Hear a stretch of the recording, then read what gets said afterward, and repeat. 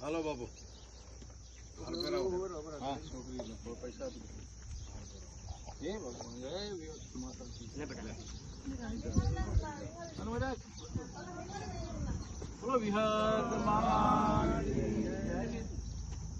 મિત્રો અમારે ખેતુભા સન્માન કરે છે લાલાભાઈ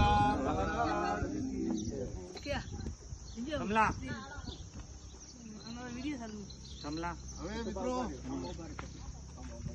જરા લાલાભાઈ નું આપને ઇન્ટ્રોડક્શન કરાવું. લાલાભાઈ કોણ છે, ક્યાંથી આવે છે, એમની શું પ્રવૃત્તિ છે જરાક આપને કહી દઉં. જો કે લાલાભાઈ પ્રસિદ્ધિના ભૂખા તો નથી જ, એ તો મને ના પડે કવિરાજ આ મીડિયા ના બનાવવાનું ભાઈ, પણ અમારે ખેતુભા બાપુ સન્માન કર્યો હમણાં. મિત્રો અમે જ્યાં ઉભા છીએ અત્યારે ત્યાં વધારે પડતા જેને મારવાડી રબારી કહેવાય, લાલ પાઘડી વાળા,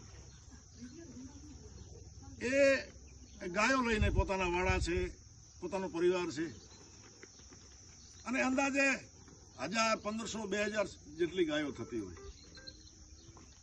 મિત્રો દર વખતે લાલાભાઈ જેટલું એમનાથી બને એનાથી પણ વિશેષ, ક્યારે 50 લાખ, ક્યારે કરોડ વાર્ષિક આટલી ગાયો માટે દાન કરતા જ હોય છે. પણ મિત્રો મારે ગઈ સાલ વખતે પણ મેં એક વિડીયો બનાવેલો. મિત્રો આ વખતે એક મારે વાત એ કરવાની છે કે ઘણા દિવસથી લાલાભાઈ જે છે આ અમારે કચ્છમાં કૈયારી ગામે આવી શકેલ નહીં, અને માલધારીઓ જે છે વરસાદ ખેંચાણો બધાને એમ કે ભગવાન ક્યારે વરસશે, એટલે પોતપોતાની સગવડે કોઈ રાતા તળાવ છે, કોઈ ભુજ પાંજરાપોળ છે, ક્યાં છે બધા માલધારીઓને એમ લાગે કે આપણને કોઈ મદદ મળી જશે, ગાયોનો નિભાવ થઈ જશે.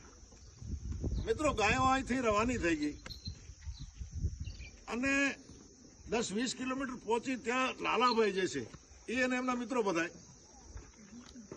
એ અમદાવાદથી જયારે અહીંયા આવ્યા, ખબર પડી કે ગાયોને નિભાવવા માટે માણસો માલધારીઓ પોતપોતાની સગવડે લઈ ગયા છે.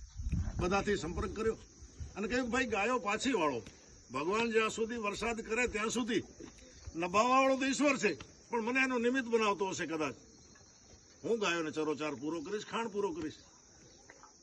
મિત્રો માલધારીઓ શું કહ્યું ખબર છે લાલાભાઈને? આ લાલાભાઈઓ માલધારીઓ કહ્યું લાલાભાઈ આમાં 1 કરોડ રૂપિયાનો અંદાજે ખર્ચ આવશે વરસાદ થાય ત્યાં સુધી. અને મિત્રો હવે મુદ્દાની વાત એ કરી દઉં કે આ લાલાભાઈએ શું કહ્યું કે ભાઈ 1 કરોડ ને ચાલો હું 2 કરોડની આ ગેરંટી લઉં છું, ઈશ્વર મને આપશે, નિમિત્ત બનાવતી છે, હું 2 કરોડ વાપરીશ, પણ ગાયો પાછી લઈ આવો. મિત્રો ગાયો પાછી આવી, એમનો નિભાવ થયો, લાલાભાઈએ દાન જે છે એની સરવાણી વાવી, અને ઈશ્વરે આ માલધારીઓની ને લાલાભાઈની આ સાંભળી ભગવાન વરસાદ વરસાયો. અને આજે લાલાભાઈ ના પાડે છતાંય આ રબારીઓએ અને અમારે ખેતુભા બાપુ લાલાભાઈનું સન્માન કર્યું. લાલાભાઈની સાથે એમના મિત્ર વર્તુળ છે, તો આપણે ભગવાન પાસે પ્રાર્થના કરીએ કે આવા દાનવીરને ભગવાન એની ઉંમર લાંબી કરે અને આવા ગૌ સેવાના કાર્યો કરતા રહે. તો જય માતાજી. લાલાભાઈને હું પણ જય માતાજી કહીશ. જય માતાજી, જય વિહતમાં.